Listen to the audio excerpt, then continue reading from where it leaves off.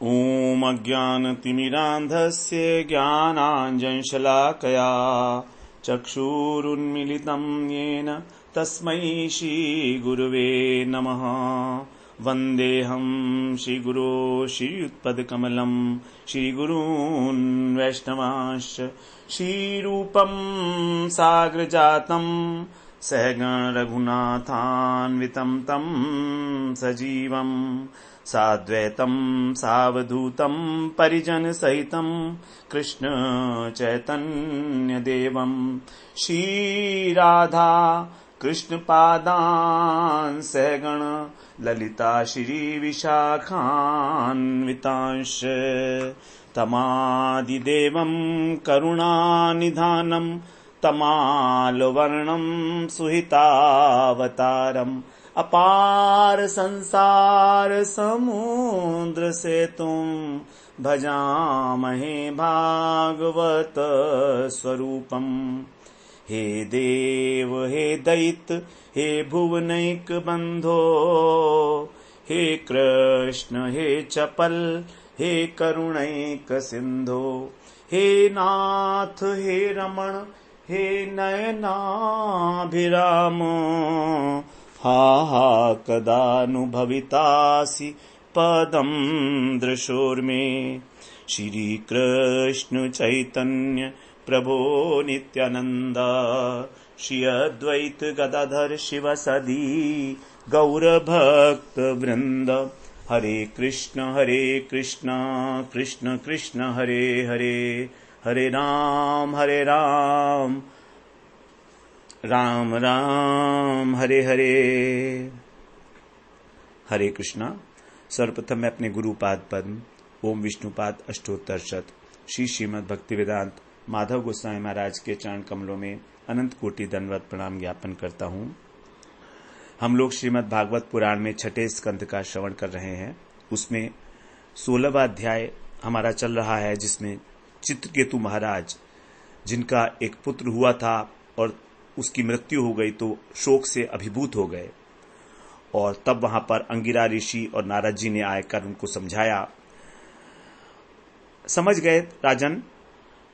उसके बाद नारद जी जो हैं उस पुत्र को, मरे हुए उसके शव को और सभी लोगों को दिखाकर ऐसा कहने लगे उस शव से कि तुम उठो, हे जीवात्मा तुम उठो, तुम्हारे जो माता पिता हैं और संबंधी हैं अत्यंत शोक से व्याकुल हैं, तुम इस शरीर में वापस लौट आओ और ऐश्वर्य का भोग करो, राज सिंहासन को ग्रहण करो जो तुम्हारे पिता तुम्हें देना चाहते हैं। तो जीवात्मा उस शरीर में आ जाता है। योग माया, भगवान नारद जी की जो योग का बल है उनके।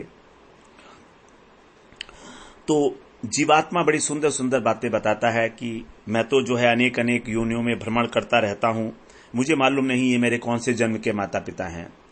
और माता पिता और जो शत्रु मित्र इत्यादि जो हैं ये तो होते हैं और बिगड़ते रहते हैं और होते रहते हैं।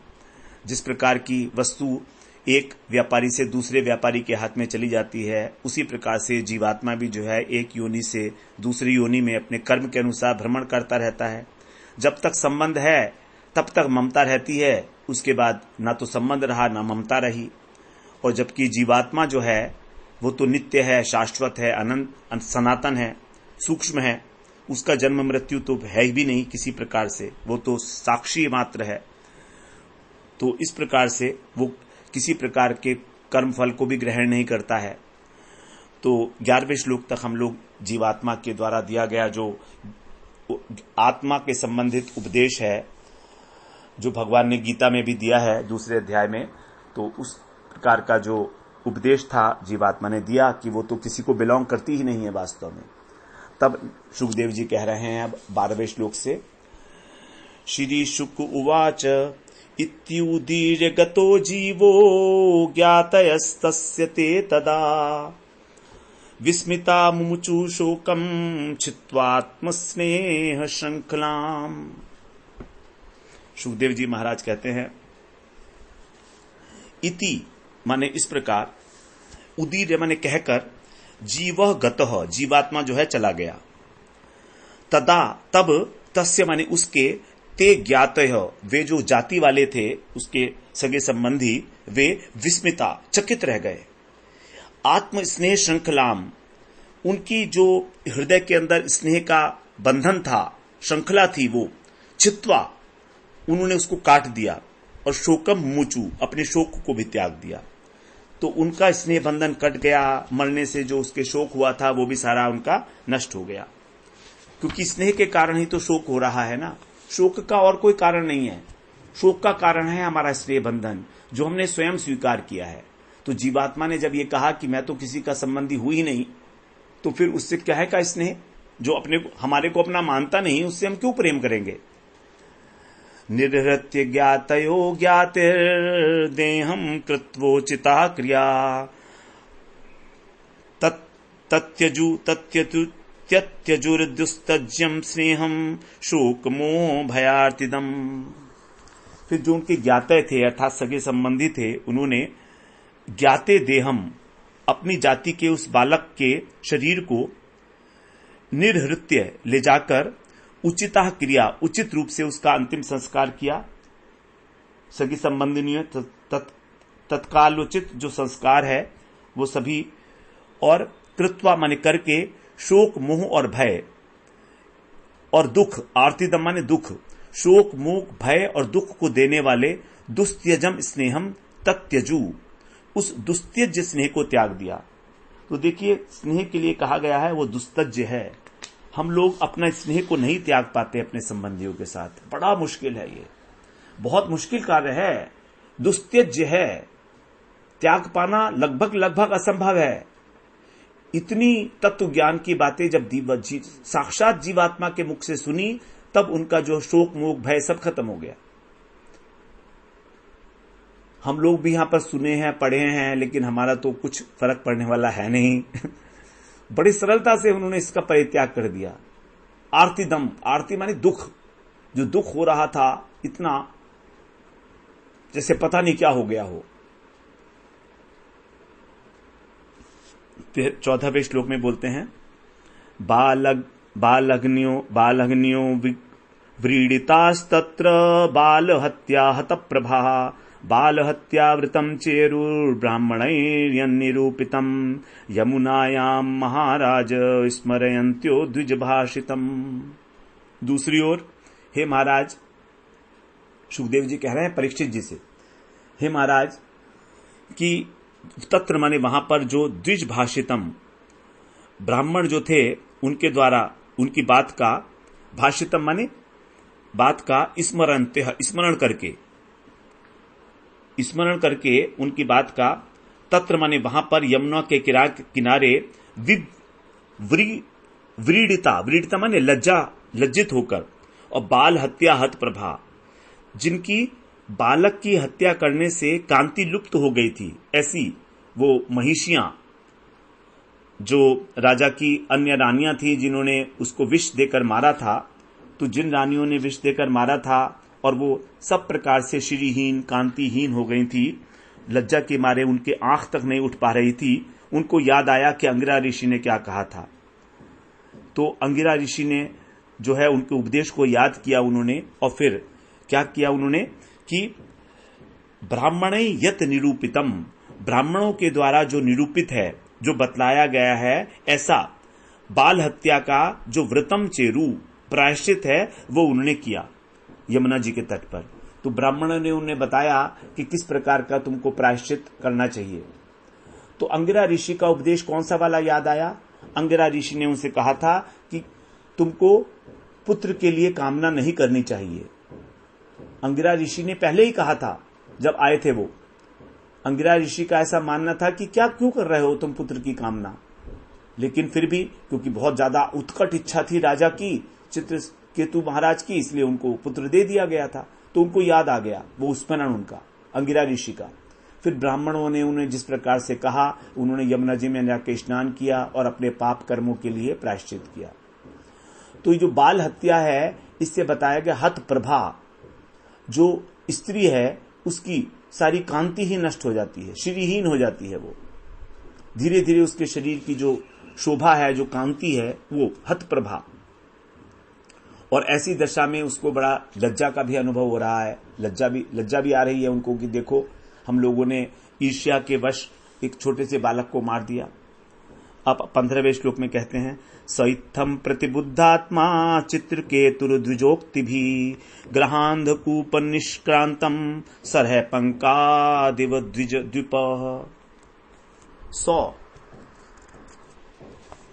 एवं इत्थम, इत्थम माने इस प्रकार, 100 माने वे राजा चित्रकेतु द्विज उक्ति भी, द्विज माने यहां पर ब्राह्मण अंगिरा जी की बात कर रहे हैं, अंगिरा और नारद इनकी बातों से, और प्रतिबुद्ध आत्मा सावधान होकर बोध को प्राप्त करके, आत्मबोध को प्राप्त करके और अपने हृदय के अंदर उसको धारण करके, अति आत्मबुद्ध प्रतिबुद्ध आत्मा अर्थात जिसके हृदय ने उस ज्ञान को जो है ग्रहण कर लिया है, उसको बोध हो गया है, तो ऐसे विवेक बुद्धि को धारण करके, विवेक बुद्धि के जागृत होने पर सरह पंकात, सर माने कहते हैं तालाब, और पंकात माने पंक माने कीचड़, पंकात माने कीचड़ से, पंचमी विभक्ति है, तो सरोवर के अंदर, तालाब के अंदर जो कीचड़ होती है, उस कीचड़ से द्वीप इव, द्वीप का मतलब है हाथी,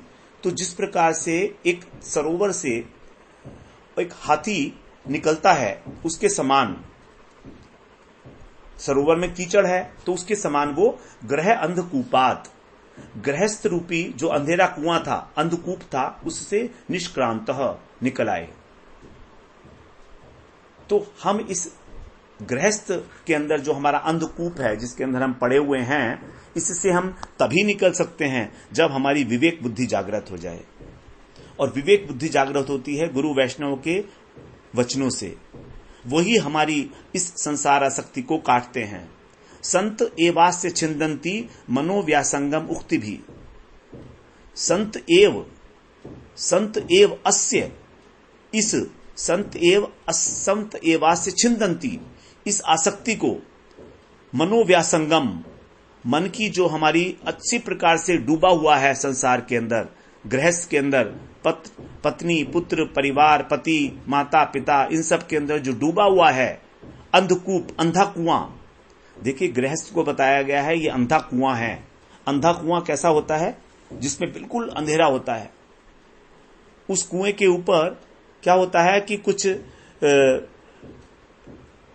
पत्ते वगैरह, सूखे पत्ते वगैरह पड़े होते हैं, और जैसे ही उस कुएं के ऊपर पैर रखते हैं वो पत्ते जो है हट जाते हैं और व्यक्ति उसमें नीचे गिर जाता है। अब एक बार नीचे कुएं में गिरने के बाद अंदर अनेक प्रकार के बिच्छू इत्यादि होते हैं, उसके अंदर सांप बिच्छू जितने भी हैं सब जीव जंतु, वो सब उसको काटते रहते हैं। अंधकूप। अब बाहर निकलने का रास्ता ही नहीं रहा, अंधा है वो, क्योंकि कुछ दिखाई नहीं दे रहा है, अंधेरा है, चिल्लाकर किसे पुकारेगा। लेकिन इस अंधकूप से भी हमको निकाल लेते हैं केवल हमारे गुरुदेव, हमारी विवेक को जागृत करके। अज्ञान तिमिरांधस्य ज्ञानांजन शलाकया, ज्ञान रूपी अंजन को हमारे देकर हमारी आंखों को उन्मीलित कर लेते हैं। जो हम अभी तक सो रहे थे, हम जागृत हो जाते हैं, विवेक बुद्धि जागृत हो जाती है। क्या? कि मैं ये शरीर नहीं हूं। इसीलिए इस शरीर के साथ जितने भी संबंध हैं वो सब नितांत झूठे हैं, केवल मन के माने हुए, केवल एक भ्रम। जैसे सिनेमा के अंदर बैठकर हम लोग पिक्चर देखते हैं पर्दे पर, वहां केवल भ्रम है, केवल प्रकाश की किरणें हैं जो खेल रही हैं पर्दे के ऊपर। वास्तविकता में कोई व्यक्ति नहीं है वहां पर, लेकिन हम उसको बिल्कुल सच मानते हैं, और सच मानकर हर्ष भी होता है और दुख भी होता है। कभी हम हंसते हैं, कभी रोते हैं पिक्चर हॉल में। तो ये केवल एक भ्रम है जो केवल दिख रहा है नहीं। इस प्रकार से चित्रकेतु महाराज उस अंधे कुएं से निकल आए। कितनी बड़ी बात है, आसानी के साथ बाहर निकल आए। गृहस्थ जीवन के जैसे एक हाथी निकल आता है, कीचड़ युक्त जलाशय से बाहर निकल आता है, जब उनको आत्मज्ञान का अनुभव हो गया। अब आगे कहते हैं 16वें श्लोक में, कालिंद्या विधिवत स्नात्वा पुण्य जलक्रिय मौनेन संयत प्राणो ब्रह्मपुत्राववंदत। विधिवत उन्होंने फिर क्या किया, कालिंदिया जो कलिंद पर्वत से निकली हुई हैं, ऐसी कालिंदी नदी, कालिंदी मतलब यमुना जी में स्नान करके पुण्य जल क्रिय पवित्र जल इत्यादि क्रियाएं की, तर्पण इत्यादि उन्होंने सब किया जो भी आवश्यक होता है।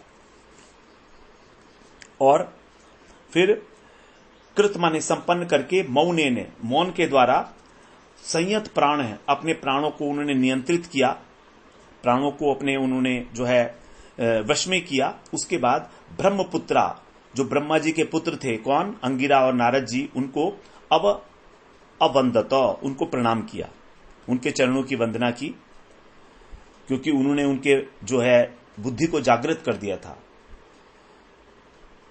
उसके बाद फिर 17वें श्लोक में कह रहे हैं, अथ तस्मै प्रपन्नाय भक्ताय प्रियतात्मने भगवान नारद प्रीतो विद्या में तामुवाच।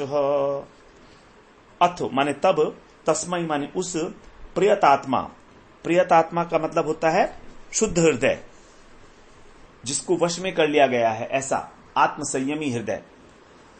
प्रपन्नाय और शरणागत होकर, भक्ताय भक्त पर, प्रीत माने प्रसन्न होकर, भगवान नारद ने एताम विद्याम ह उवाच, इस विद्या का उपदेश दिया। तो नारद जी जो हैं वो जब देखा उन्होंने कि चित्रकेतु महाराज ने बिल्कुल अपने हृदय को जो है जितेंद्रिय हो गए हैं, प्रियतात्मा हो गए हैं, शुद्ध हृदय है इनका और शरणागत हैं भगवान के, तब बड़े प्रसन्न होकर उन्होंने इस विद्या का उपदेश दिया उनको। अब आगे उपदेश बता रहे हैं 18वें श्लोक से। ओम नमस्तुभ्यं भगवते वासुदेवाय धीमहि प्रद्युम्नाय अनिरुद्धाय नमः संकर्षणाय च। नारद जी कह रहे हैं, देवर्षि नारद ने इस प्रकार से उपदेश दिया। ओम, ओंकार स्वरूप जो भगवान वासुदेव हैं, आपको नमस्कार है। तुभ्यम नमः, धीमहि, हम आपका ध्यान करते हैं। प्रद्युम्नाय, प्रद्युम्न जी, अनिरुद्धाय, अनिरुद्ध जी, और संकर्षणाय, संकर्षण जी को भी नमः माने नमस्कार है। तो नारद जी ने चित्रकेतु जी को ये मंत्र प्रदान किया ओंकार के नाम से, ओंकार से आरंभ होने वाला, कि हे भगवान, मैं आपको नमस्कार करता हूं, मैं आपका ध्यान करता हूं। आगे 19वें श्लोक के साथ अन्वय है, कह रहे हैं, नमो विज्ञान मात्राय परमानंद मूर्तये आत्मा रामाय शांताय निर्वृत्त द्वैत दृष्टये। आप विज्ञान मात्राय, आप विशुद्ध ज्ञान स्वरूप हैं। परमानंद मूर्तये, परमानंद की आप मूर्ति हैं। आत्मा रामाय, आप आत्मा राम हैं। शांताय, शांत स्वरूप हैं।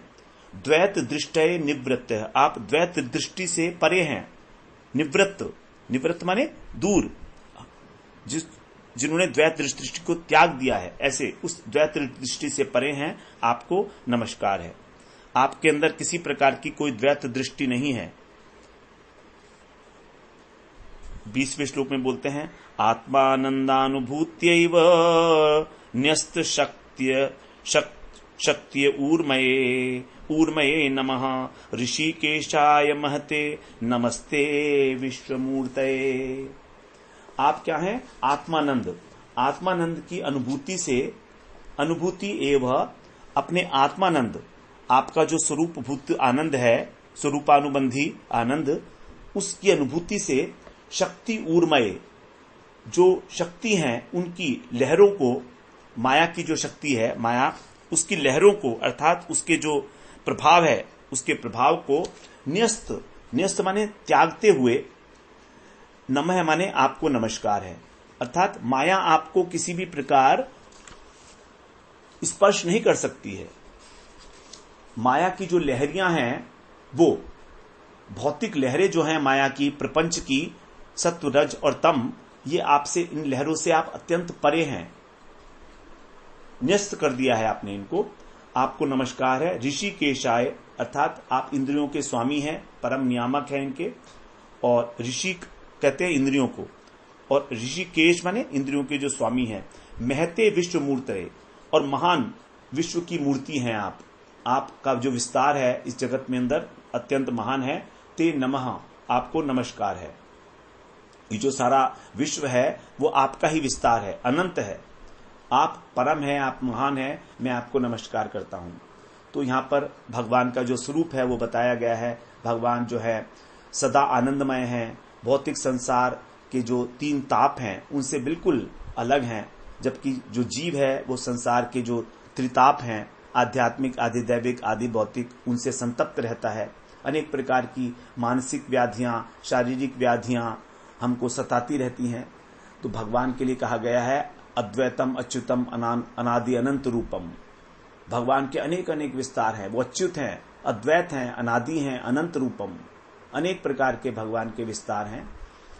21वें श्लोक में कह रहे हैं वच्युसु परते प्राप्य य एको मनसा सह अनाम रूपश्चिन्मात्र सो अव्यान्न सदसत्परः। आप कैसे हैं? मनसा सह, मन के साथ, वचसी अप्राप्य, वाणी के द्वारा अप्राप्य हैं, अर्थात मन के सहित वाणी आप तक जो है नहीं पहुंच सकती है। और क्या करती है? उपरते, लौट आती है। यदि कोई अपने मन से आपको जानना चाहे, आपको नहीं जान सकता। अर्थात आप मन और वाणी इन दोनों के विषय नहीं है, इनसे अत्यंत परे हैं। आप तक जो है मन और वाणी दोनों ही वापस लौट कर आ जाते हैं। और जब उससे उपरत हो जाते हैं, जब वो लौट आते हैं, तो यह एक अनाम रूप अरूप, जो एक अद्वितीय वस्तु, ना तो जिसका नाम है ना जिसका रूप है, जो चिन्ह मात्र है, अर्थात केवल ज्ञान मात्र है, और सत असत परह, जो कारण और कार्य से अतीत तत्व है, ऐसा सौ माने वह तत्व, नौ माने हमारी अव्यात, रक्षा करे। तो जब मन और वाणी आप तक नहीं पहुंच पाती, किसी प्रकार का आपका कोई भौतिक नाम नहीं है, कोई भौतिक आपका रूप नहीं है, आप सभी प्रकार के भौतिक रूप और स्थूल और सूक्ष्म रूपों की जो अवधारणाएं हैं उनसे परे हैं, तो और आप जो है अपने आनंद में ही निमग्न रहते हैं। मन और वाणी आप तक पहुंच नहीं सकती है किसी भी प्रकार से। तो इस प्रकार के आप जो है वो हमारी रक्षा करें, अव्यात्मा ने हमारी रक्षा करें आप। अब 22वें श्लोक में कहते हैं यस्मिन्निदं यतश्चेदं तिष्ठति अप्येति जायते मृण्मये शिव मृजातिस्तस्मै ते ब्रह्मणे नमः। मृण्मयेषु इव मृत जाति ही तस्मै ते ब्रह्मणे नमः। मृण्मयेषु मतलब होता है जो मिट्टी से बना हुआ है, जैसे घड़ा। तो जैसे मिट्टी से बने हुए घड़े आदि पदार्थों के अंदर में सप्तमी विभक्ति है ना, मृण्मयेषु, मृत जाति इव, मिट्टी के समान, यस्मिन इदम, जिसमें ये संसार तिष्ठति माने स्थित है। जैसे एक घड़ा है, उस घड़े के अंदर क्या है? केवल मिट्टी ही मिट्टी है और तो कुछ है नहीं। तो उसी प्रकार से आपके अंदर ही ये संसार दिख रहा है, अर्थात आप ही इसके उपादान कारण हैं। घड़ा बनता है मिट्टी से, उपादान कारण कहते हैं जिन वस्तुओं से, जिन अवयवों से मिलकर वस्तु का निर्माण होता है। तो भगवान जो हैं वो उन्हीं के द्वारा, उन्हीं की शक्ति जो प्रकृति है, उसके जो 24 तत्व हैं, उन 24 तत्वों से ही इस जगत का निर्माण हुआ है। तो 24 तत्व इस जगत में ओतप्रोत हैं, तो उसी में स्थित है ये। तो जिस प्रकार मिट्टी घड़े में सर्वत्र स्थित है, उसी प्रकार से ये जो संसार है ये आप में ही स्थित है। और च यतः इदम, और जिससे यह संसार एति जायते उत्पन्न हुआ है, तस्मै ते ब्रह्मणे नमः, उस परम ब्रह्म को हम नमस्कार करते हैं। तो भगवान ही इसके निमित्त कारण है इस जगत के, और भगवान ही उपादान कारण है। भगवान ने ही ये जगत बनाया है, उनकी इच्छा से ही बना है, इसलिए वो निमित्त कारण हो गए। और भगवान से ही ये जगत बना है, तो ये उपादान कारण हो भगवान, और भगवान में ही ये स्थित रहता है। तो इस प्रकार से जो ये कार्य कारणात्मक जगत है, जिससे उत्पन्न होता है, जिसमें स्थित है और जिसमें लीन हो जाता है, जैसे कि मिट्टी घड़े के अंदर सर्वत्र ओतप्रोत है, उसी प्रकार से आप इस जगत के अंदर सर्वत्र ओतप्रोत है। भगवान ने कहा भी है कि मैं ही इस जगत के अंदर ओतप्रोत हूं, मत्तः परतरम नान्यत् किंचिदस्ति धनंजय,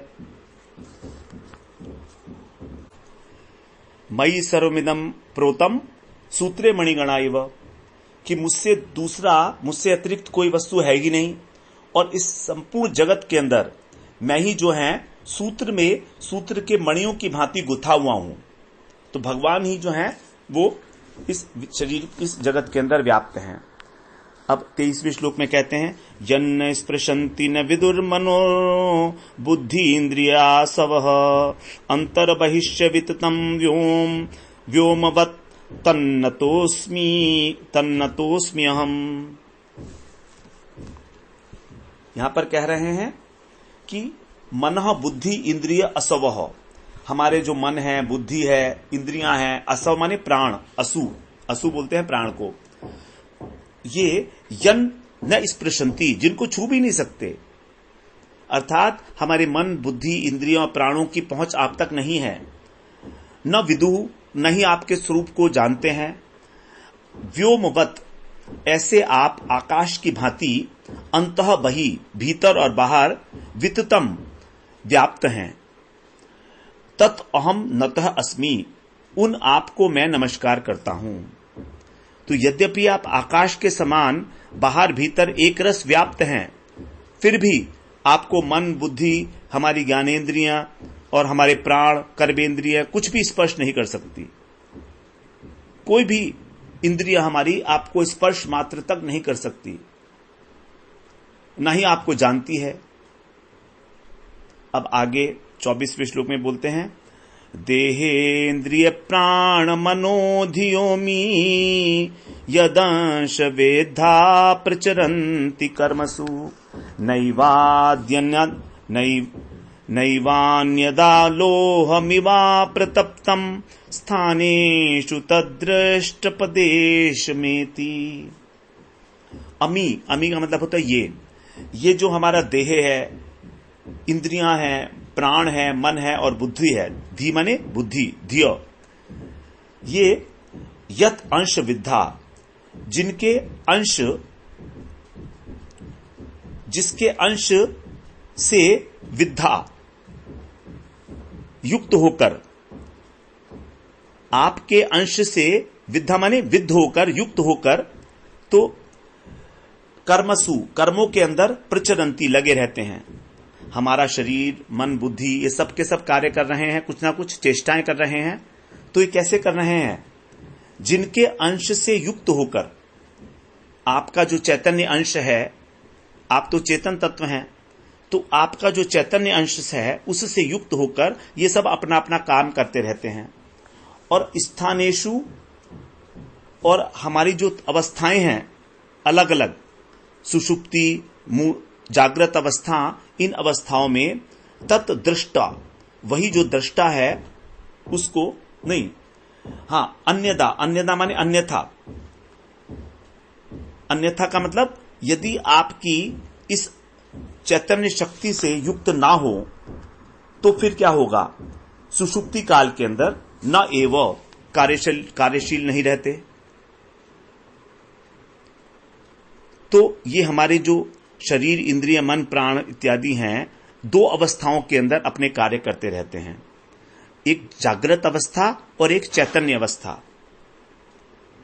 इन अवस्थाओं में कार्य करते हैं, लेकिन अन्यथा माने जो इनसे एक तीसरी अवस्था है, अर्थात सुषुप्ति अवस्था। तो सुषुप्ति अवस्था में ये न एव कार्य नहीं करते। अप्रतप्तम लोहम इव, जैसे एक तपाया हुआ लोहा होता है उसके समान। तो तपाया हुआ लोहा जो है क्या होता है कि जब वो तपाया हुआ होता है तो वो जला सकता है, और अगर वो तपाया हुआ नहीं है तो नहीं जला सकता है। बिल्कुल उसी तरह की बात है कि जब तक हमारा ये जो मन बुद्धि है आपके चैतन्य अंश के साथ युक्त हैं, तब तक ये अपने कार्य कर रहे हैं। जैसे कि लोहा जो है जब गर्म होता है तो जला सकता है, अन्यथा नहीं जला सकता है, तो उसी के लिए कह रहे हैं। और फिर दृष्टा उपदेशक इति, जिसको दृष्टा कहते हैं, वही है आपका एक नाम। दृष्टा उपदेश, उपदेश माने आप नाम स्वीकार करते हैं। ये कौन सा? दृष्टा। आप सबके दृष्टा हैं, अर्थात जो हमारी 3 अवस्थाएं हैं, जागृत, स्वप्न और सुषुप्ति, उन अवस्थाओं में आप दृष्टा, केवल दृष्टा मात्र हैं।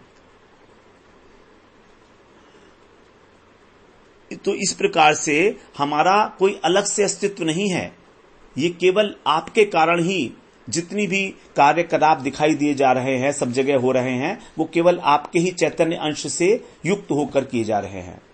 तो जैसे अग्नि के संपर्क में लोहा जलाने में समर्थ है, उसी प्रकार हमारा जो शरीर, इंद्रिय, प्राण, मन, बुद्धि हैं, ये सब एक पदार्थ है, जड़ पदार्थ हैं। और पदार्थ का पिंड मात्र होते हुए भी जब भगवान की चेतन शक्ति से ये युक्त होते हैं, विद्ध होते हैं, तब अपना अपना कार्य करते हैं। और जिस प्रकार अग्नि से यदि वो तप्त नहीं हुआ है लोहा तो जला नहीं सकता, उसी प्रकार आपकी कृपा के बिना, आपकी चेतना को ग्रहण किए बिना ये कुछ भी कार्य नहीं कर सकते। तो सब कुछ जो हो रहा है, कार्य करने की क्षमता, ये केवल आपसे ही प्राप्त हो रही है। मत्तः सर्वम प्रवर्तते, भगवान ने गीता में बिल्कुल स्पष्ट बातें कही हैं 10वें अध्याय में, अहम सर्वस्य प्रभुवो मत्तः सर्वम प्रवर्तते, मेरी ही शक्ति से सारे लोग अपने अपने कार्य में संलग्न हैं, अन्यथा तो सब निष्क्रिय हैं। तो आपकी ही शक्ति, अर्थात जो आपकी ही अंश है आत्मा, जब तक वो इस शरीर में रहती है तब तक हम लोग कार्य करते हैं। और उसके बाद तो ये केवल जड़ शरीर है, राख है, जला दो तो राख बन जाता है। तो हमारे जितने भी ये अवयव हैं, मन, बुद्धि इत्यादि, ये केवल जड़ पदार्थ हैं। भगवान की शक्ति से इनके अंदर चैतन्य हो जाता है। जैसे एक तार है बिजली का, उसमें जब हम स्विच ऑन करते हैं तो करंट आ जाती है, और अगर स्विच ऑन नहीं है तो तार है, कुछ भी नहीं कर सकता। और करंट आ जाती है तो सारे कार्य कर सकता है, किसी भी प्रकार का कोई कार्य करता है। तो हमारे जागते हुए जागृत अवस्था में, स्वप्न अवस्था में हमारा मस्तिष्क कार्य करता है, लेकिन जब हम सुषुप्ति अवस्था में होते हैं तब निष्क्रिय हो जाता है, प्रगाढ़ निद्रा के समय निष्क्रिय हो जाता है। तो हमारे माइंड में, हमारी बुद्धि में ये स्वतंत्र क्षमता नहीं है कि वो कार्य कर सके। जब भगवान की कृपा होगी तभी हमारी बुद्धि कार्य करेगी ठीक प्रकार से। जैसे सूर्य मंडल के अंदर सूर्य होता है तभी धूप दिखती है, अन्यथा धूप नहीं होगी। तो उसी प्रकार हमारी इंद्रियों के, हमारे मन बुद्धि के संचालक और इसको जो है ऊर्जा देने वाले केवल आप ही हैं। तो आप ही वास्तव में एकमात्र दृष्टा हैं, आप ही एकमात्र कर्ता हैं, आप ही श्रोता हैं, आप ही नियंता हैं, अर्थात आप ही सब कुछ हैं। अब 25वें श्लोक में बोलते हैं, ओम नमो भगवते महापुरुषाय महानुभावाय महाविभूतिपतये सकल सात्वत पतिव्रढ़ निकर कर कमल कुमलोप ललित चरणारविंद युगल परम परमेष्ठिन नमस्ते। 25वें श्लोक में यहां पर अब नारद जी जो है अपने उपदेश का उपसंहार कर रहे हैं। कह रहे हैं आप क्या हैं? ओमकार स्वरूप भगवान हैं आप महानुभाव हैं, आपका प्रभाव अत्यंत महान है, प्रभावशाली हैं आप, महान प्रभावशाली। आप महाविभूतिपतये, महाविभूतिपति, जितनी भी विभूतियां हैं संसार में उन सब के आप स्वामी हैं, एकमात्र। आप महापुरुष हैं और आपको नमस्कार है। सकल सात्वत, जितने भी भक्त हैं, भक्तों को कहा जाता है सात्वत, जिन्होंने सत्व का आश्रय लिया है, सत्य का। भागवत को इसलिए कहा जाता है सात्वत संहिता। ये भागवत पुराण है, इसको सात्वत संहिता भी कहा जाता है। तो सात्वत का मतलब होता है भक्त। तो जितने भी भक्त हैं उनके परिव्रढ़ निकर, निकर का मतलब होता है समूह, परिव्रढ़ का मतलब होता है श्रेष्ठ। तो उन भक्तों के जो श्रेष्ठ समुदाय हैं, तो श्रेष्ठ भक्तों का जो समुदाय है वो कर कमल, अपने कर कमलों की कुम्मला कलियों से उपलाल, आपके जो युगल चरणारविंद हैं दोनों, उनको उनकी सेवा में उपलालित, उनकी सेवा करता है। तो भक्त जो हैं वही केवल अपने हाथों से आपके चरण कमलों की सेवा करते हैं। आपके जो उनके भक्तों के जो कर कमल हैं उन्हीं के द्वारा आपके चरणों का संवाहन किया जाता है। आप 6 ऐश्वर्य से पूर्ण श्री भगवान हैं, आप परम पुरुष हैं, परम पूर्ण हैं, और केवल भक्त के द्वारा ही आपका लालन किया जाता है। उपलालित, बड़ा सुंदर शब्द है उपलालित। मतलब उपलालित का मतलब होता है कि संवाहन करना, बड़े प्रेम पूर्वक भगवान के चरणों का संवाहन करना, उनको उनके साथ लाड़ लड़ाना। उपलालित, जैसे लाड़ लड़ाया जाता है ना बच्चे के साथ, ऐसे बड़े कोमल हैं भगवान के चरण कमल। तो कैसे भक्त जो हैं बड़े प्यार से, बिल्कुल शांत, एकदम उस प्रकार आपके चरण कमलों का संवाहन करते हैं। परम परमेष्ठिन, आप जो हैं सर्वश्रेष्ठ हैं और परमेष्ठी हैं। परमेष्ठी का मतलब आप परम पुरुष हैं। ते नमः, हम आपको नमस्कार करते हैं। तो यहां पर जो है भगवान की अलग अलग प्रकार से उनके रूप का वर्णन करके उनकी स्तुति की गई है। और एक विशेष बात यही की गई है कि केवल भक्त ही मिलकर आपके जो हैं वो चरणों का संवाहन करते हैं। तो भक्तों के जो है वो जो हाथ, उसको भी यहां पर कमल कहा गया है, क्योंकि कमल के द्वारा ही कमल की सेवा होगी। क्योंकि कमल कोमल होता है, कमल कमनीय है, कमल के बहुत सारे गुण हैं। तो उस कमल, क्योंकि भगवान के चरण कमल हैं, अब चरण कमल को कर कमल ही जो है सेवा कर सकते हैं। लक्ष्मी जी के कर कमल हैं, लक्ष्मी जी सेवा करती हैं ना। तो ऐसे ही कभी कभी भक्त भी भगवान की चरण कमलों की सेवा करते हैं। इस प्रकार से भगवान अत्यंत दयालु हैं और भगवान की सेवा करने के लिए यद्यपि कोई भी योग्य नहीं है साक्षात सेवा करने के लिए, लेकिन भक्त जो हैं भगवान इतने कृपालु हैं कि उस भक्त के द्वारा की गई सेवा को स्वीकार कर लेते हैं। अब शुकदेव जी आगे कह रहे हैं, श्री शुक उवाच भक्तायैताम प्रपन्नाय विद्याम आदिश्य नारदः ययावरंगिसार साकम धाम स्वयं भुवम प्रभु। हे प्रभु, हे परीक्षित, परीक्षित जी को कह रहे हैं 26वें श्लोक में, हे परीक्षित, प्रभु कह के संबंधित कर रहे हैं, संबोधित।